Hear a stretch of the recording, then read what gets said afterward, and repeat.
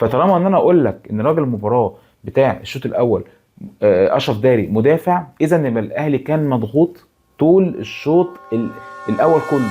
اخر ماتشين الاهلي جاب جونين من ضربات ثابته، وده حدث ما بيحصلش من سنين، والاهلي كان لازم يفوز الماتش ده، لان الاهلي كان يعني جاي من فتره كده كلها اشاعات وكلها اخبار ومشاكل في الفرقه ومشاكل بره الفرقه، وحتى ده المشاكل اللي كمان اللي موجوده جوه اوضه اللبس طلعت من جوه اوضه اللبس وبقت ما بين اللعيبه والجماهير. فكان الماتش كله اصلا كله على بعضه كده لازم الاهلي يفوز. احنا لازم ندعم المدربين المصريين.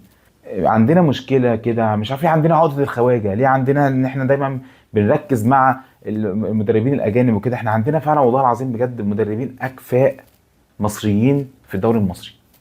علي ماهر امبارح خنق كولر خنقه في الماتش في الشوط الاول بالذات، بس علي ماهر كان مغطي كل مفاتيح لعب كولر كان مخنوق، مش عارف يطلع الكره من خط الوسط، ولا في كره من على الوينجين راضيه تطلع، ولا في كره عرضيات بتترفع، وكان الاهلي مضغوط. وكان بقى راجل الشوط الاول كان اشرف داري ركز في الماتش ده، كان مبدع حرفيا.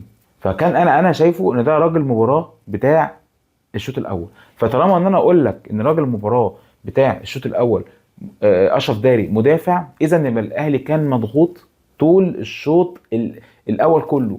وقليل جدا لما بتلاقي ان الاهلي يكون مضغوط من فريق معين في مصر في الدوري المصري. شوف اذا ده هنقول شابوه لعلي ماهر. اخر ماتشين الاهلي جاب جونين من ضربات ثابته، وده حدث ما بيحصلش من سنين. دلوقتي الاهلي في الفتره دي او في الجيل ده في اتنين، وفي التالت جاي في الطريق اللي هو مين؟ بغداد ونجاح. الشناوي مستواه للاسف يعني متذبذب، مش عايز اقول بقى من تحت من منحدر لمنحدر، ده متذبذب حرفيا. لحد امتى هنقول يا جماعه احنا عندنا واحد اسمه شوبير. بعد كده الاهلي بدا بقى ايه؟ كولر يعني بدا يلعب على حته بقى اللياقه. طب خلاص بقى انت ماسك ماتش، خد الكره معاك اهي تمام وهات اخرك.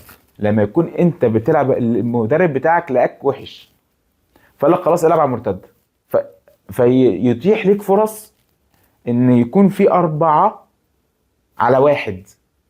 4-1 يوم يجي لاعب من النادي المصري من اخر الدنيا يقطع منك الكره قفشه، الكره الثالثه ثابته بقى. فبقى الشناوي القفشه وامام كانوا انفراد بحت بقى، ايه منك والجون انت وجاد حارس مرمى المصري. انا واقف بقى ايه اللي هو لو ما جاتش جون انا مش عارف اعتزل تشجيع للنادي الاهلي طيب ولا اعمل ايه؟